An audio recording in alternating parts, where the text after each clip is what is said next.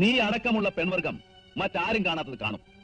നിങ്ങൾ ശപിച്ചുകൊണ്ട് കൊഞ്ചും, ചിരിച്ചുകൊണ്ട് കരയും, മോഹിച്ചുകൊണ്ട് വെറുക്കും. പീഡിപ്പിക്കാൻ പറ്റിയ ആരെയും കാണാതെ കാളിയം പാഞ്ഞു നടക്കുമ്പോ നമ്മൾ ഒളിച്ചിരുന്ന് ചിരിക്കും ഇല്ലേ?